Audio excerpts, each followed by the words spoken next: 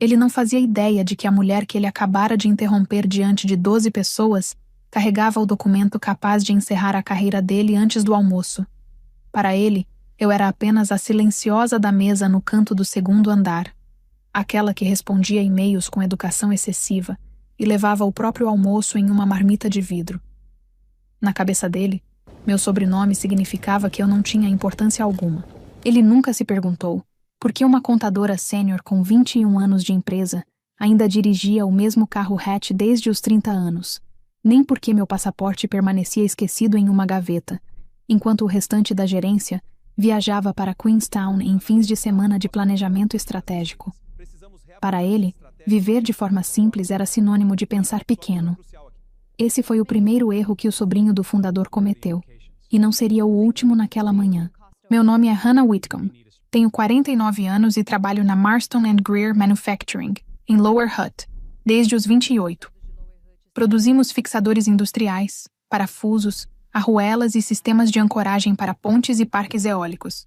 Nada chamativo. Nada que apareceria na capa de uma revista. Ainda assim, praticamente todas as rodovias entre Wellington e Palmerston North têm alguma peça nossa sustentando sua estrutura. E eu consigo dizer a resistência exata de cada produto que enviamos desde 2009, porque participei diretamente dos testes. Não entrei na Marston & Greer por ter o sobrenome certo. Minha mãe trabalhava na limpeza de escritórios em Petone, e meu pai operava a empilhadeira no porto até que suas costas não suportaram mais. Fui a primeira da família a concluir um bacharelado, e paguei por isso trabalhando no turno da noite em uma padaria em Newtown, retirando bandejas de pão do forno às 4 da manhã e assistindo a aulas de contabilidade às 9. Quando fui à minha primeira entrevista na Marston & Greer, em 2003, eu tinha exatamente 2 blazers e um par de sapatos de salto já consertados 2 vezes. A recepcionista, uma senhora gentil chamada Beverly, que hoje está aposentada e mora em Coromandel, olhou para mim e disse: "Você vai se dar bem aqui, querida. Eles gostam de quem realmente quer crescer." Ela estava certa e errada ao mesmo tempo, mas já chego lá. Quem me contratou foi Edmund Marston, o fundador. Ele tinha 71 anos na época e ainda comparecia ao escritório todas as terças e quintas usando o mesmo paletó de tweed. Seu sócio, Theodore Greer, e Edmund administravam a empresa ao lado de sua filha, Caroline, responsável pelas operações. Comecei como auxiliar de contabilidade, recebendo um salário que tornaria um apartamento em Wellington quase acessível, desde que fosse dividido com mais 3 pessoas, o que de fato acontecia, em uma casa úmida em Mount Cook, com carpetes de cor indefinida. Não reclamei. Já havia visto situações piores. Minha avó criou 4 filhos em uma casa popular em Nanai, com uma pensão de viúva, e a opinião dela sobre reclamações era tão forte que ninguém ousava reclamar perto dela. Durante os primeiros 6 anos, eu aprendi. Aprendi da forma como aprende quem sabe que o conhecimento é a única coisa que ninguém pode tirar de você de uma hora para outra. Entendi cada fornecedor, cada margem de lucro, cada cliente que atrasava pagamentos, cada estrutura financeira internacional que a empresa utilizava e quais haviam sido discretamente encerradas pelas autoridades fiscais. Descobri quais executivos inflavam seus relatórios de despesas e quais eram honestos até o último centavo. Percebi que Edmund Marston, apesar de seus modos tradicionais, tinha um problema com jogos de azar do tamanho de uma cidade pequena, e que sua filha Caroline vinha de forma discreta, organizando os danos que ele causava havia anos. Cheguei a essa conclusão não porque alguém me contou, mas porque os números não mentem, e eu os interpreto como outras pessoas leem histórias. Em 2009, a crise financeira global nos atingiu da mesma forma que atingiu a todos. Os pedidos caíram 40%. Edmund havia comprometido uma parte significativa de sua participação na empresa para financiar uma especulação imobiliária em Auckland, que deu muito errado. Caroline entrou no meu escritório em uma tarde de quarta-feira, fechou a porta e perguntou se eu entendia algo sobre dívidas em dificuldade. Respondi que tinha estudado o assunto. Ela soltou uma risada cansada e disse que, se eu encontrasse uma saída, ela não esqueceria. Foi nesse momento que fiz meu primeiro movimento. Não o grande, mas o pequeno.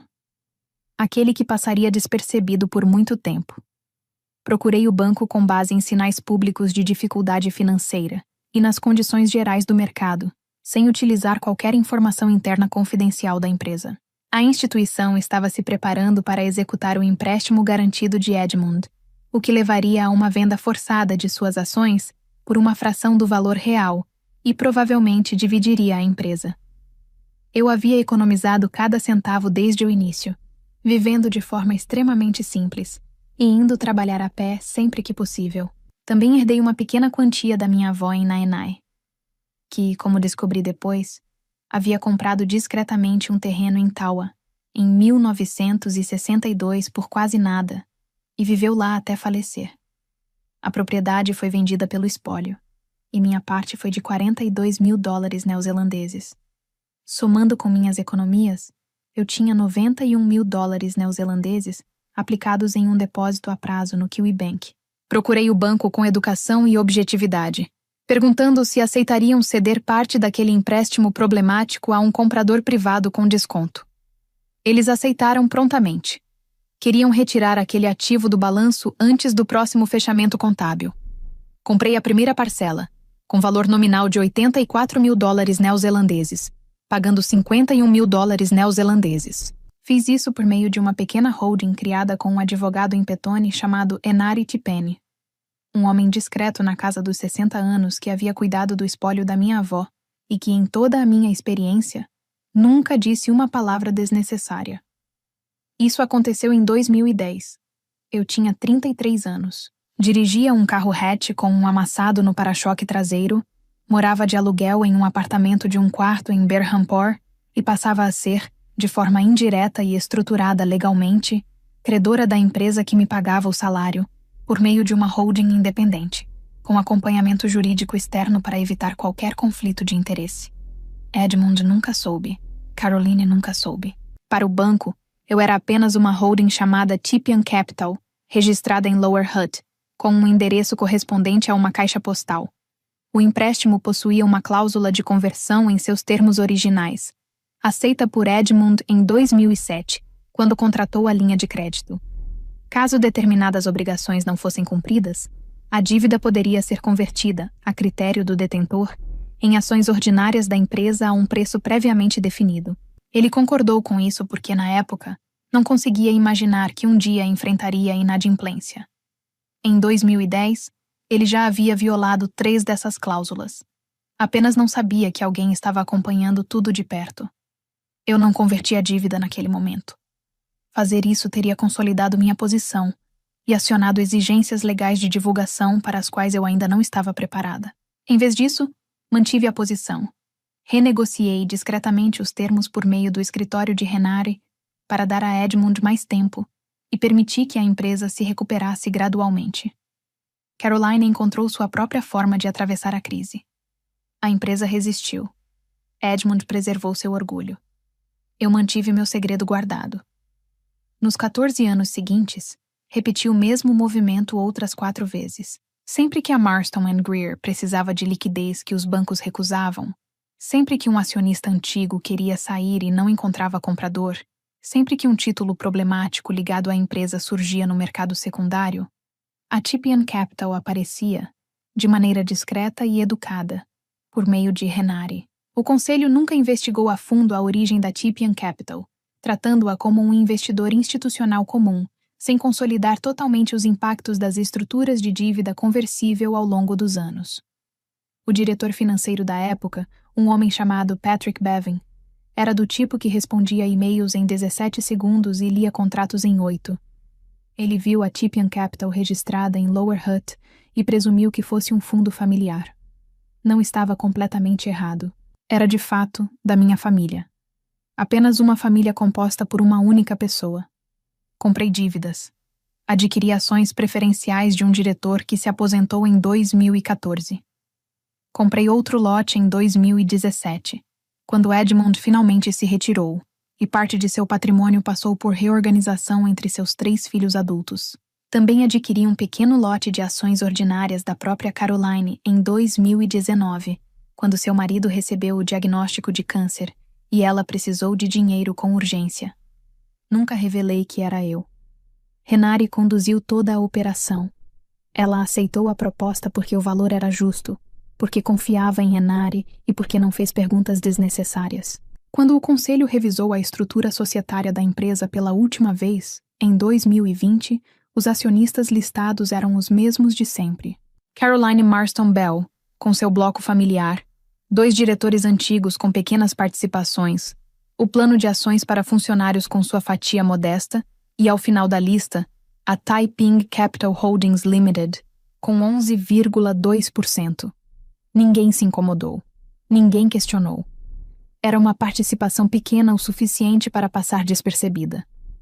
O que o conselho não percebeu, e que ninguém analisou desde então, foi o conjunto de dívidas conversíveis. Os 5 conjuntos de empréstimos reestruturados, cada um com cláusula de conversão, cada um com preço de exercício definido em momentos distintos, cada um representando um direito futuro de se tornar sócia da empresa que, se exercido, alteraria de forma profunda a estrutura de propriedade. Em teoria, nas condições adequadas, a Taiping Capital poderia converter essas posições e, junto às ações preferenciais, transformá-las em ações ordinárias, o que, mediante aprovação regulatória e cumprimento das exigências legais de divulgação, poderia resultar em uma participação de até 53,4% do capital social emitido.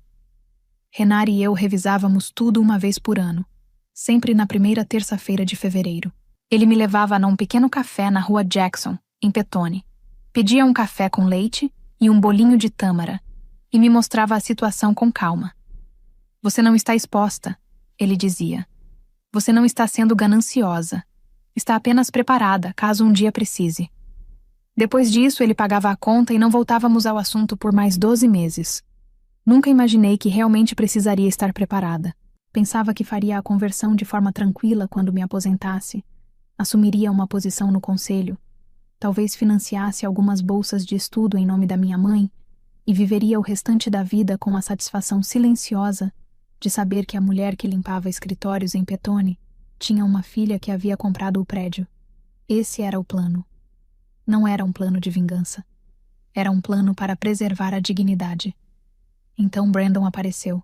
Brandon Marston Hale era sobrinho de Caroline, filho da filha mais nova de Edmund, uma mulher chamada Felicity, que havia se mudado para Sydney nos anos 90 e se casado com um homem de uma família proprietária de 3 concessionárias de automóveis.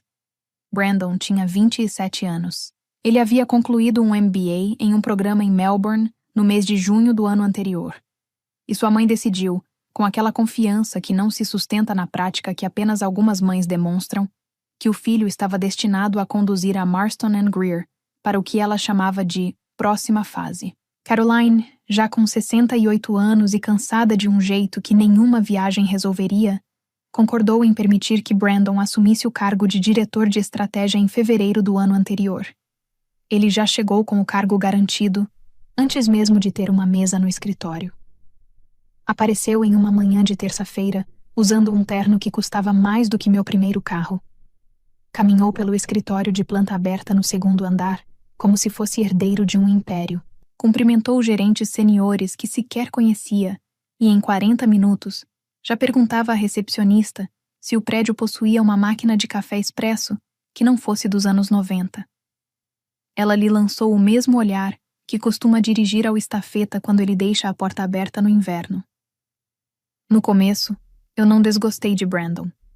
Fiz um esforço genuíno para isso. Ao longo dos anos, vi muitos jovens entrarem ali cheios de confiança superficial, e a maioria se tornava mais equilibrada após alguns meses, quando percebia que produção não é apresentação de PowerPoint. Achei que com ele seria igual. Estava enganada. Brandon não era do tipo que se ajusta com facilidade. Era o tipo de pessoa que confundia falar alto com ter visão e laços familiares com direito automático a privilégios. Em 3 semanas, já havia alterado o orçamento de marketing sem consultar o gerente da área. Em 5 semanas, disse à equipe de operações que os processos de compras estavam ultrapassados e precisavam ser substituídos por um sistema que ele conhecera em uma conferência em Sydney. Em 7 semanas, referiu-se a mim em uma reunião da qual não participei, mas que me foi relatada por 3 pessoas diferentes. como a contadora do segundo andar. Eu era a contadora sênior. Ocupava essa posição havia 14 anos. Tinha 3 profissionais sob minha supervisão. Ele não sabia de nada disso porque nunca se deu ao trabalho de perguntar. Eu não reagi. Com o tempo, aprendi que a resposta mais barulhenta costuma ser a mais frágil. Renari me disse certa vez que o rio nunca briga com a pedra. O rio apenas segue seu caminho e um dia, a pedra deixa de ser obstáculo. Ele gostava dessas pequenas reflexões, geralmente enquanto pagava um café com leite. O momento que mudou tudo aconteceu em uma manhã de quinta-feira, no fim de março. Brandon enviou um e-mail às 7h42. Entre os destinatários estavam eu, o diretor executivo, o diretor financeiro, o chefe de operações, o responsável por vendas, 3 gerentes regionais, 2 diretores não executivos, o secretário da empresa e 4 integrantes da equipe de transformação recém-contratada por ele, cujas qualificações pareciam se resumir ao fato de terem estudado na mesma universidade que ele. O assunto do e-mail era reestruturação da área financeira com efeito imediato.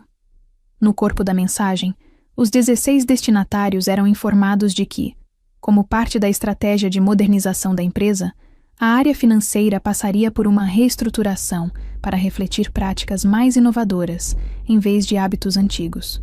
Um novo cargo de chefe de transformação financeira seria criado e seria ocupado por alguém que Brandon estava recrutando pessoalmente dentro do seu círculo.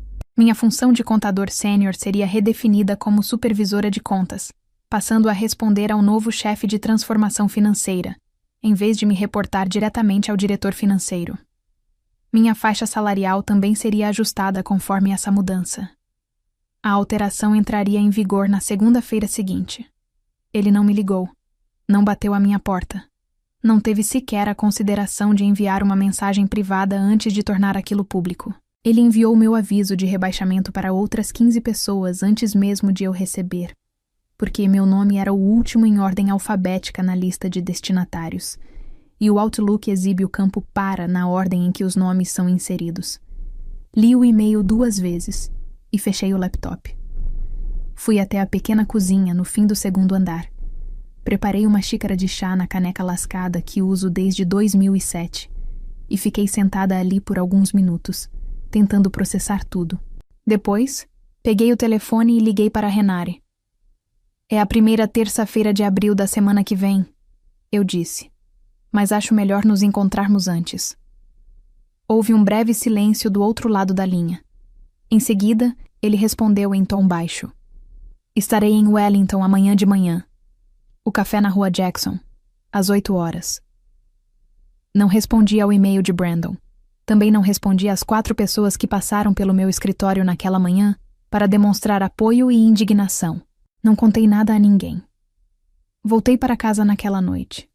Preparei um jantar simples.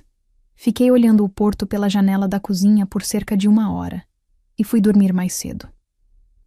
Dormi com a tranquilidade de quem já tinha um plano, construído muito antes daquele problema surgira. Na manhã seguinte, Renari e eu nos encontramos no café da rua Jackson, e ele pediu um café flat white e um bolinho de tâmara, como de costume. Ele não demonstrou surpresa. Tampouco parecia irritado. Mantinha a mesma expressão serena de sempre, como nas nossas reuniões de fevereiro. Retirou uma pasta de papel pardo da maleta, abriu e deslizou 3 documentos sobre a mesa. O primeiro era o balanço consolidado da Taiping Capital Holdings Limited, apresentando os instrumentos de dívida em aberto, as ações preferenciais, as ações ordinárias e a posição máxima conversível, calculada com 2 casas decimais, 53,41%. O segundo documento era uma cópia do artigo 11 da Constituição da empresa Marston & Greer, especificamente a seção que trata dos deveres dos administradores em relação aos acionistas controladores. O artigo 11 estabelecia que qualquer decisão unilateral de um administrador que afetasse de forma relevante a titularidade, os deveres ou a remuneração de qualquer detentor de mais de 10% do capital social da empresa exigia consentimento prévio por escrito desse detentor. O e-mail de Brandon impactava diretamente meu cargo, minhas responsabilidades e minha remuneração. A Taiping Capital já possuía 11,2% das ações ordinárias, antes mesmo de qualquer conversão ser considerada. Brandon violou o artigo 11 no instante em que clicou em enviar. O terceiro documento era uma minuta de notificação de conversão. 5 parcelas de dívida conversível. Todos os critérios atendidos. Todos os cálculos revisados por uma empresa independente que Renari havia contratado anteriormente, como parte de uma revisão preventiva das estruturas financeiras. O aviso estava pronto para ser registrado no órgão competente. Estava datado, mas ainda sem assinatura. Renari havia deixado o campo da assinatura em aberto, como fazia todo mês de fevereiro há 14 anos. "Estamos prontos?" perguntou ele. "Ou ainda não?" Observei o documento por um longo tempo. Pensei na minha mãe, que limpou escritórios em Petone por 31 anos, e que certa vez tirou meio-dia de folga não remunerada para ir à minha formatura, porque era a única forma de estar presente. Pensei na minha avó em Nanai, que sustentou 4 filhos com a pensão de viúva e conseguiu comprar um terreno em Taua, com o dinheiro que economizou caminhando até o ponto de ônibus e seguindo a pé por mais 20 minutos. Pensei em Beverly, a recepcionista, que no meu primeiro dia me disse: "Você vai se dar bem aqui, querida." Pensei na caneca lascada. Pensei na decisão de Brandon. "Estamos prontos", respondi. A notificação foi protocolada às 16h17 daquela tarde. De acordo com a lei das sociedades, a mudança na titularidade efetiva deveria ser divulgada em até 5 dias úteis. Renari iniciou imediatamente os procedimentos necessários para a divulgação, que foi realizada dentro dos prazos regulatórios aplicáveis. Nos dias seguintes, após o cumprimento dos trâmites legais e registros obrigatórios, foi formalmente reconhecido que a Taiping Capital Holdings Limited havia exercido seus direitos de conversão em 5 instrumentos distintos e que, mediante aprovação regulatória e cumprimento das exigências legais de divulgação, poderia resultar em uma participação de até 53,41% das ações ordinárias emitidas. O comunicado referia-se ao capital social da Marston & Greer Manufacturing Limited. Junto a ele, havia um pedido, feito nos termos do Estatuto da empresa, para a convocação de uma Assembleia Geral Extraordinária de Acionistas, respeitando os prazos legais aplicáveis, estimados em cerca de 14 dias, com o objetivo de tratar de questões de governança decorrentes de uma recente violação do artigo 11. A secretária da empresa, uma profissional cautelosa chamada Margaret O'Sullivan, que ocupava o cargo havia 9 anos, leu o comunicado 3 vezes. Depois disso, entrou na sala do CEO e fechou a porta. Em seguida, o CEO foi até a sala de Caroline e também fechou a porta. Pouco depois, Caroline pegou o telefone e ligou para o presidente do conselho, um ex-executivo bancário chamado Donald Easterbrook, e disse: "Donald, temos um problema. A Assembleia Geral Extraordinária aconteceu na segunda quinta-feira de abril, na sala de reuniões do 3º andar do prédio. Compareci usando o mesmo blazer que vesti na minha entrevista em 2003, guardado todos esses anos, em parte por valor sentimental, e em parte porque lã de boa qualidade realmente dura. Sentei-me na cadeira destinada ao acionista controlador, a mesma que Edmund Marston costumava ocupar. Brandon chegou com 4 minutos de atraso, usando outro terno caro, e não entendeu por que a reunião só começou depois que ele se acomodou na ponta da mesa. Donald Easterbrook iniciou a sessão com uma breve declaração. Confirmou que o registro de ações havia sido verificado de forma independente por uma empresa externa. Também afirmou que, após o cumprimento das exigências legais, regulatórias e de registro, foi formalmente reconhecido que a Taiping Capital Holdings Limited passou a deter 53,41% das ações ordinárias, e que o beneficiário final dessa holding era, e vinha sendo há 14 anos, uma funcionária da empresa. Ele esclareceu que todas as conversões e aquisições foram realizadas em conformidade com a Lei das Sociedades, a Lei de Conduta dos Mercados Financeiros e o Estatuto da própria empresa. Confirmou também que não houve violação comprovada de dever fiduciário, considerando que todas as operações foram realizadas por meio de uma estrutura independente, com assessoria jurídica e fora das minhas funções dentro da empresa. Então, ele pronunciou meu nome. Brandon virou-se para mim como se eu tivesse entrado na sala errada. Seu rosto mudou de expressão em poucos segundos. Primeiro confusão, depois incredulidade e, por fim, uma compreensão fria e gradual. Ele abriu a boca para falar, mas Donald o interrompeu. Senhor Marston Hale, disse ele, o acionista controlador tem a palavra. Eu me levantei. Eu não tinha anotações. Não precisava. Eu vinha me preparando para aquilo sem perceber, ao longo de 21 anos. Expliquei ao conselho, de forma direta, o que havia ocorrido. Detalhei o mecanismo pelo qual a conversão tinha sido acionada. Esclareci que, conforme o artigo 11, o e-mail enviado por Brandon na quinta-feira anterior configurava uma ação unilateral de um diretor da empresa que impactava de maneira relevante o título, as atribuições e a remuneração do acionista controlador, sem qualquer consentimento prévio por escrito. Também deixei claro que isso representava, de acordo com a nossa própria Constituição e com o entendimento já firmado em 3 casos distintos na Nova Zelândia, que eu havia solicitado a Renari que resumisse na tarde anterior, uma violação de dever fiduciário que justificava o início de um processo formal de desligamento por justa causa, sujeito à apuração interna e ao cumprimento das normas trabalhistas aplicáveis. Em seguida, apresentei, com base nos poderes atribuídos ao acionista controlador pela seção 8 da Constituição, as seguintes propostas. Primeiro, que a recente mudança na área financeira fosse completamente revertida e que o e-mail enviado na quinta-feira anterior fosse oficialmente retirado dos registros da empresa. Segundo, que o cargo de diretor de estratégia fosse encerrado imediatamente, com abertura de processo por justa causa. Terceiro, que fosse conduzida uma análise independente da governança relacionada a todas as contratações realizadas pelo executivo desligado nos últimos 14 meses, com atenção especial aos 4 integrantes da chamada equipe de transformação e as decisões de compras feitas sem consulta. Quarto, que nenhuma nova nomeação para cargos de alta gestão fosse realizada com base em vínculos familiares com qualquer diretor, fundador ou acionista, atual ou anterior, sem a aprovação unânime do Conselho de Administração e do acionista controlador.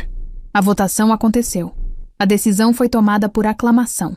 Todas as propostas foram aprovadas. O processo de desligamento foi iniciado imediatamente após a reunião, com restrições de acesso sendo aplicadas de forma gradual, conforme os protocolos internos. O laptop corporativo de Brandon foi recolhido na saída. O retrato dele, encomendado 3 meses antes com despesas pagas pela empresa e exposto no hall de entrada ao lado dos retratos mais antigos de Edmund e Theodore, foi retirado discretamente naquela mesma tarde pelo mesmo funcionário da manutenção que o havia instalado. O quadro foi guardado em um armário no térreo, onde, até onde sei, permanece até hoje. Os 4 integrantes da equipe de transformação foram colocados em licença remunerada enquanto aguardavam a revisão de governança. 3 deles pediram demissão em menos de uma semana. A 4ª, uma jovem que realmente vinha entregando um trabalho consistente em um canto do espaço aberto, recebeu uma proposta efetiva para integrar a equipe de operações, com uma remuneração mais adequada. Ela aceitou, e pelo que me disseram, está muito bem.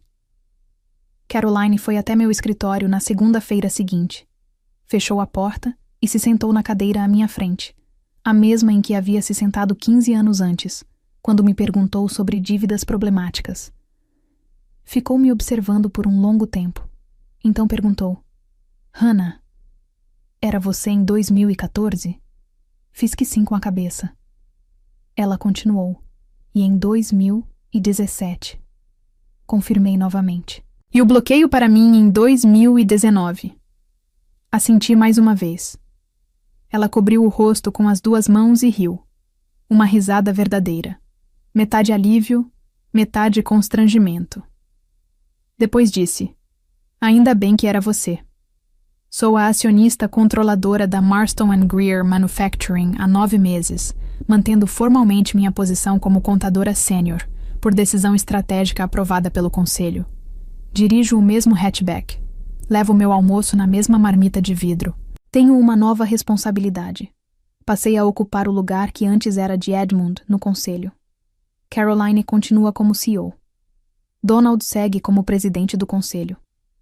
A fábrica está mais ativa do que esteve nos últimos 5 anos, em parte porque encerramos 3 contratos de consultoria que Brandon havia firmado e que não geravam nenhum resultado concreto, e em parte porque o clima da equipe melhorou de forma significativa. Isso é difícil de medir em uma planilha, mas qualquer pessoa que já trabalhou em um escritório de verdade percebe isso desde o momento em que entra. Financiei uma bolsa de estudos na Universidade Victoria em nome da minha mãe. Financiei outra na Universidade Massey em nome da minha avó. As bolsas são destinadas a estudantes que são os primeiros de suas famílias a ingressar na universidade e que escolhem contabilidade, finanças ou direito. Cada bolsa cobre integralmente as mensalidades e oferece uma ajuda de custo por 3 anos. Minha mãe, que ainda está viva e mora na mesma casa em Petone, chorou quando contei a ela. Minha avó, que já faleceu, provavelmente diria que foi um exagero para algo que, no fim, era bastante simples. Quero deixar uma mensagem final, porque se você chegou até aqui, acredito que merece ouvir isso. A posição de maior influência em qualquer ambiente quase nunca pertence a quem fala mais alto. Pertence a quem tem a memória mais consistente e a documentação mais organizada. Títulos podem ser dados por qualquer pessoa, mas a posse precisa ser construída, paga, formalizada, registrada e preservada. Ninguém pode tirar de você aquilo que você construiu em silêncio ao longo de décadas, porque, quando percebem, já estão usufruindo disso. Tenha paciência, seja preciso. Guarde seus comprovantes. Leia as letras miúdas de cada contrato que assinar e leia novamente. Economize mais do que imagina necessário, porque o mundo costuma oferecer oportunidades exatamente quando a maioria das pessoas não pode aproveitá-las, e quem consegue agir nesses momentos é quem muda tudo depois. Confie em profissionais discretos e competentes. Um bom advogado em um escritório pequeno, numa rua pouco movimentada, pode valer mais do que um escritório com paredes de vidro e vista para o porto. Não avalie seu valor pelo barulho que os outros fazem sobre si mesmos. Avalie pelo que você realmente possui ao final do dia, inclusive aquilo que não aparece em balanços, como o respeito dos colegas, o amor da família e a confiança de quem viu você começar com pouco e acreditou que você chegaria longe. A verdadeira força não está em provar valor constantemente, mas em construir algo que fale por você quando for necessário. Hannah nunca buscou reconhecimento imediato, nem validação externa. Enquanto muitos competiam por atenção, ela acumulava conhecimento, controle e posicionamento estratégico. A história mostra que o mundo não recompensa apenas quem aparece, mas principalmente quem entende as regras invisíveis do jogo. Em ambientes onde o barulho domina, o silêncio bem planejado se torna uma arma poderosa. O erro de Brandon não foi apenas subestimar Hannah. Foi ignorar a profundidade que existe por trás daquilo que parece simples. No fim, não é sobre vingança, é sobre preparo. E quem está preparado, não reage. Decide. A maior lição dessa história é que valor real não depende de percepção imediata, mas de construção consistente ao longo do tempo. Hannah não tentou mudar a forma como era vista. Ela mudou sua posição dentro do sistema. Enquanto outros buscavam crescimento rápido e visível, ela investiu em algo mais sólido, controle estrutural. Isso exige disciplina, paciência e visão de longo prazo. Muitas pessoas perdem oportunidades porque querem reconhecimento antes de terem base. Hannah fez o oposto. Construiu base antes de qualquer reconhecimento. E quando o momento chegou, ela não precisou convencer ninguém de nada. Os fatos já estavam organizados, documentados e protegidos. No mundo real, quem domina os bastidores frequentemente define o que acontece no palco. E entender isso muda completamente a forma como você joga o jogo. Agora me diz, você já passou por situações em que entregou valor real, mas não recebeu reconhecimento? Em algum momento confundiu competência com visibilidade? Ou percebeu que estava construindo dentro de uma estrutura que nunca foi feita para te valorizar? Como você reagiu a isso? Escreve aqui nos comentários, eu quero muito saber. E não esquece, deixa também o seu comentário com uma classificação de 1 a 10 para mostrar o quanto você gostou porque assim eu consigo trazer mais vídeos que sejam interessantes para você. Se essa história te fez pensar diferente, já deixa o like e se inscreve no canal, porque aqui, cada história não é só uma narrativa, é uma nova forma de enxergar o jogo. Nicholas ajustou sua gravata pela 5ª vez, enquanto observava a paisagem rural pela janela do carro alugado. Os vastos campos de milho e soja se estendiam até o horizonte, pintando um quadro bucólico que contrastava fortemente com os arranha-céus e o asfalto aos quais estava acostumado, enquanto o motorista manobrava pelas estradas de terra. Nicholas tentou se concentrar na tarefa que o esperava como consultor de negócios para uma grande empresa agrícola. Sua missão era simples: convencer pequenos agricultores locais a vender suas terras para que a empresa pudesse expandir sua produção. Para Nicholas era apenas mais um trabalho: fechar negócios, assinar contratos e retornar à agitação da metrópole. Simples assim, ou pelo menos era o que ele pensava. A empresa de Nicholas usava práticas bem conhecidas, mas questionáveis, para pressionar os fazendeiros a vender suas terras. Eles ofereciam quantias aparentemente generosas, mas ignoravam o valor histórico, sentimental e econômico das terras para as famílias que as cultivavam há gerações. Táticas como prazos curtos, pressão psicológica e até mesmo veladas ameaças eram comuns. A comunidade, no entanto, já estava em alerta. Essa história já havia acontecido antes, e os moradores estavam preparados para resistir. Ao chegar na pequena cidade, Nicholas imediatamente sentiu os olhares desconfiados dos moradores enquanto caminhava pela rua principal, em seu terno imaculado e sapatos brilhantes. Ele notou os sussurros e expressões cautelosas. Era como se ele carregasse uma placa de neon dizendo "forasteiro". Determinado a não se deixar abalar pelos olhares desconfiados dos moradores, ele seguiu para a fazenda, que seria sua primeira visita oficial. A estrada de terra serpenteava por campos de milho e soja, e o ar pesado com o cheiro de terra molhada e grama fresca era uma mudança drástica em relação ao concreto e à poluição da cidade. Na chegada, ele foi recebido por um homem robusto com um chapéu de palha, o dono da propriedade. Enquanto caminhavam pelos campos, o fazendeiro explicou os detalhes da plantação, mas Nicholas mal conseguia prestar atenção. Seus olhos foram atraídos para uma jovem que estava ajudando a descarregar sacos de grãos de um caminhão. Ela usava roupas simples e botas de couro gasto, e seu rosto estava levemente sujo de poeira. Ela parecia uma típica garota do campo, mas havia algo em seus modos que chamou a atenção dele. "Quem é ela?" Nicholas perguntou, tentando soar casual. "Oh, essa é a Renata", o homem respondeu com um sorriso. "Ela é uma boa garota, trabalhadora." Nicholas assentiu, mas não perguntou mais nada.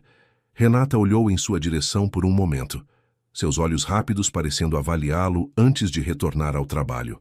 Mais tarde, enquanto Nicholas terminava de inspecionar o local, um jovem que ajudava na fazenda se aproximou.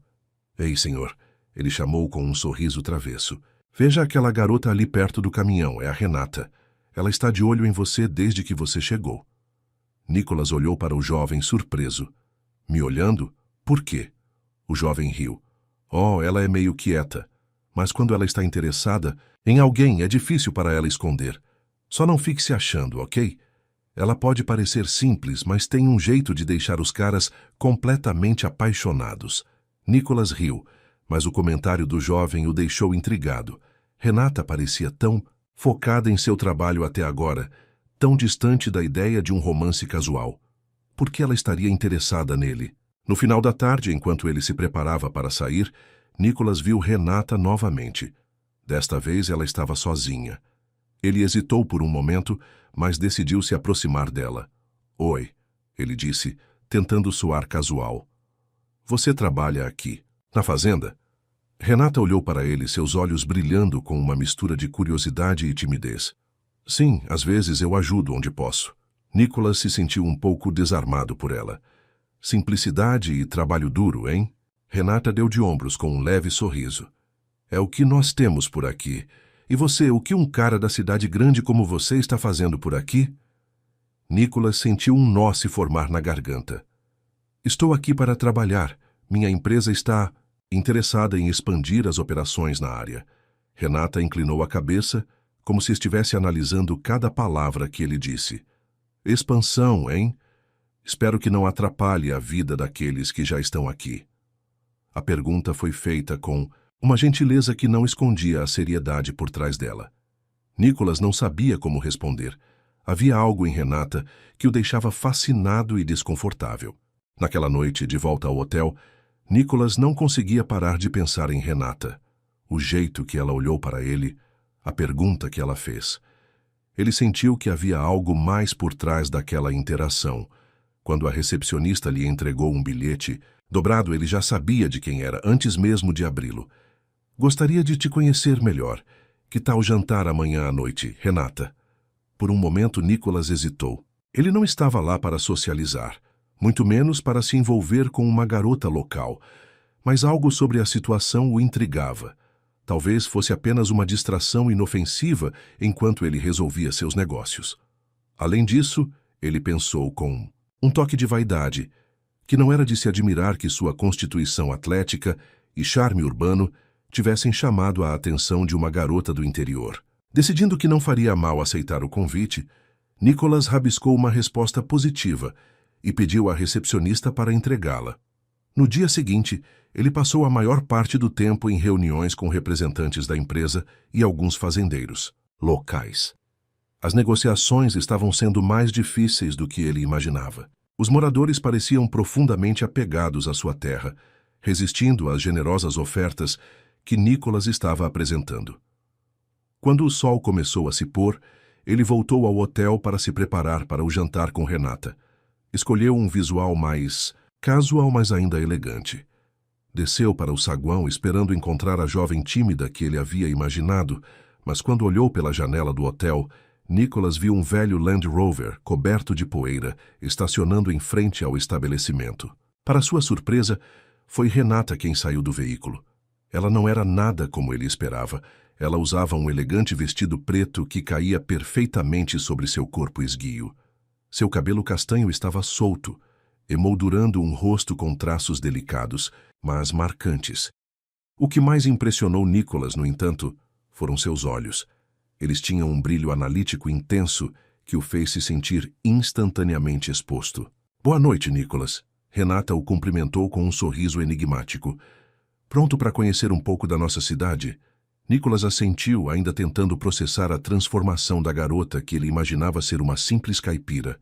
Renata o levou até o Land Rover e logo estavam dirigindo pelas estradas de terra entre as fazendas.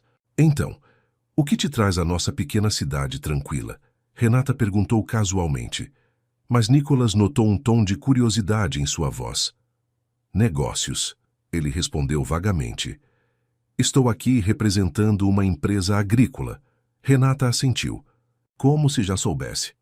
Interessante. E o que essa empresa quer com nossa terra? A pergunta pegou Nicholas de surpresa. Ele não esperava uma abordagem tão direta. Bem, é um projeto de expansão. A ideia é aumentar a produção e trazer mais desenvolvimento para a área. Renata soltou uma risada seca. Desenvolvimento? É assim que você chama? Agora, o tom, irônico em sua voz, fez Nicholas se sentir desconfortável. Ele começou a suspeitar que esse encontro não era tão inocente quanto ele havia imaginado inicialmente. Renata estacionou o carro em um mirante natural, de onde todo o trecho de fazendas circulares podia ser visto. O sol estava se pondo no horizonte, pintando o céu com tons de laranja e rosa. Dê uma boa olhada nesta paisagem, Nicholas, Renata disse, sua voz agora carregada de emoção. Essas terras estão na minha família há gerações. Cada hectare tem uma história. Cada colheita é o resultado de anos de trabalho duro e dedicação. Nicholas sentiu um nó se formar na garganta. A paixão com que Renata falava sobre aquelas terras o fez questionar pela primeira vez o real impacto do que ele estava propondo fazer. Renata, ele começou, mas ela o interrompeu. Me diga, Nicholas, por quanto tempo você vai fingir que não sabe por que eu queria sair com você? A pergunta o pegou completamente desprevenido. Nicholas percebeu que Renata sabia exatamente quem ele era e por que ele estava lá. Eu não estou fingindo, ele respondeu, de repente se sentindo vulnerável. Eu realmente não sabia o que esperar desse encontro. Renata o observou por um longo momento, como se estivesse avaliando sua sinceridade. Eu queria ver por mim mesma que tipo de pessoa a empresa enviou para tentar comprar nossas vidas. Nicholas sentiu uma mistura de admiração e desconforto. Renata era muito mais astuta do que ele pensava inicialmente. E qual é o seu veredito? Ele perguntou, tentando manter a compostura. Ainda estou decidindo, ela respondeu com um sorriso enigmático. Que tal continuarmos essa conversa durante o jantar? Eles foram para um pequeno restaurante próximo. O lugar era simples, mas aconchegante, com mesas rústicas de madeira e iluminação suave. Enquanto eles navegavam pelo menu, Nicholas não conseguia parar de observar Renata. Havia algo nela que o intrigava profundamente. Bem, Renata, ele começou, tentando retomar o controle da situação. Você parece saber muito sobre negócios e agricultura. Você estudou nessa área? Renata deu um sorriso irônico. Na verdade, sim, eu me formei em agronomia em uma das melhores universidades do país. Trabalhei por alguns anos em uma corporação multinacional no setor, antes de voltar para casa. Nicholas não conseguiu esconder sua surpresa. Mas por que voltar? Você deve ter tido grandes oportunidades lá fora. O olhar de Renata ficou distante por um momento.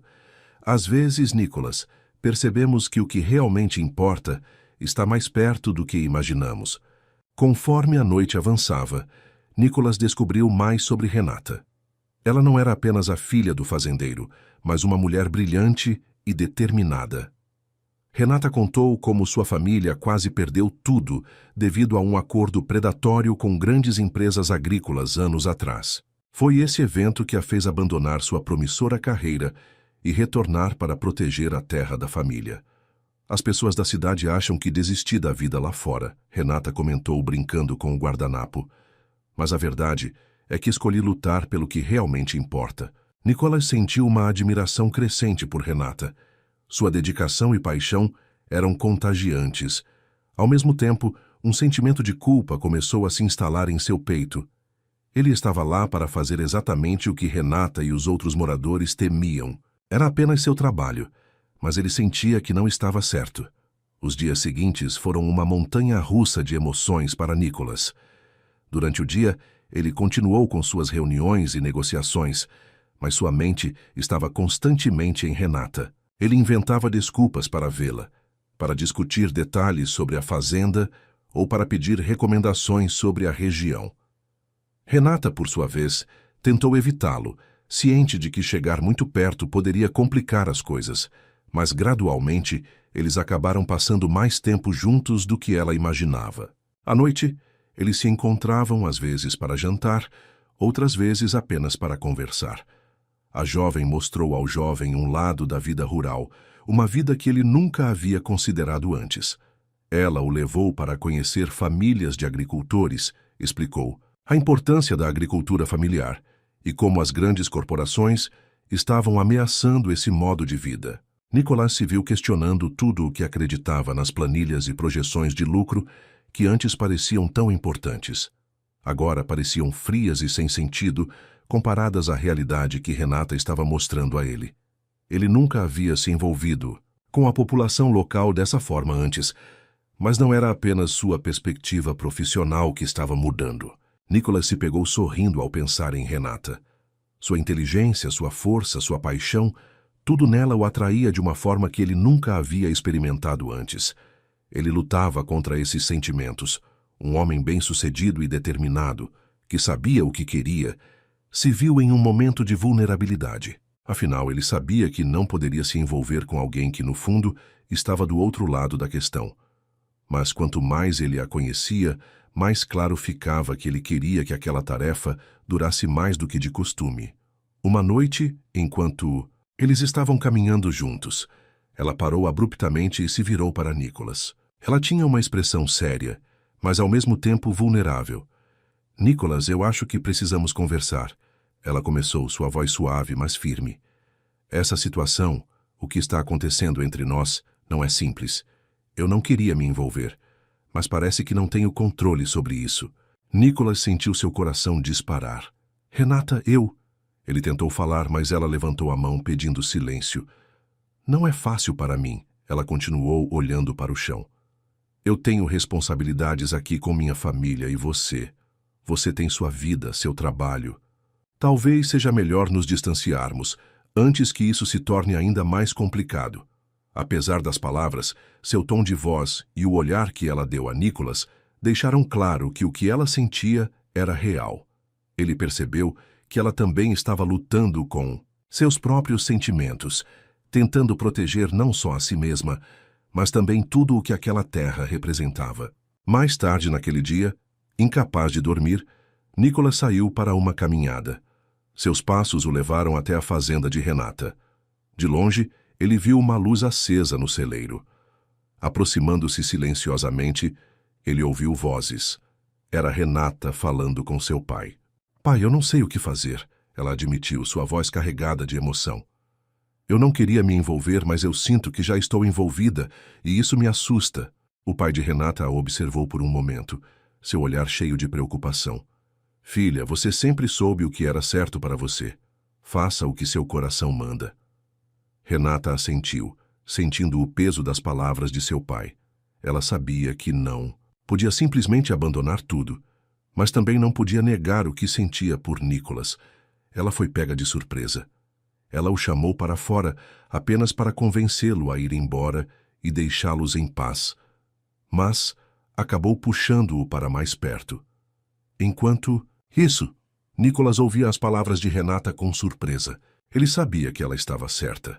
A situação era complicada, e ele não podia continuar fingindo que seu trabalho lá não afetaria a vida dela e de todos os outros. Mas, ao mesmo tempo, a ideia de se afastar dela parecia impossível. Na manhã seguinte, Nicolas tomou sua decisão ousada. Era tudo ou nada. Ele, que era bastante sistemático e planejava cada segundo de sua vida, havia pulado. Ele foi de cabeça no escritório temporário que a empresa tinha montado na cidade. Com as mãos um pouco trêmulas, começou a escrever sua carta de demissão. Ele tinha certeza do que queria fazer. O relacionamento com Renata só deixou tudo mais claro. Enquanto ele escrevia, explicando que não podia mais continuar com o projeto, seu telefone tocou. Era Renata. Nicolas, eu preciso te ver. A voz dela parecia urgente. Renata, eu também preciso falar com você. Estou no escritório agora. Ni. Então me espere aí, eu vou até você. Minutos depois, Renata entrou no escritório, sem fôlego e com os olhos brilhando de determinação. Nicolas, eu tomei uma decisão. Ela disse sem rodeios. Eu quero ficar com você. Nicolas ficou sem palavras por um momento, olhando para a mulher incrível na frente dele. Então, com um sorriso, ele pegou a carta que estava escrevendo e entregou para Renata. Leia isso, ele disse suavemente. Renata leu a carta. Seus olhos se arregalaram quando ela entendeu o conteúdo. Quando terminou, olhou para Nicolas com uma mistura de surpresa e amor. Você está desistindo do projeto? Ela perguntou quase em descrença. Nicolas assentiu. Eu não posso continuar com isso, Renata.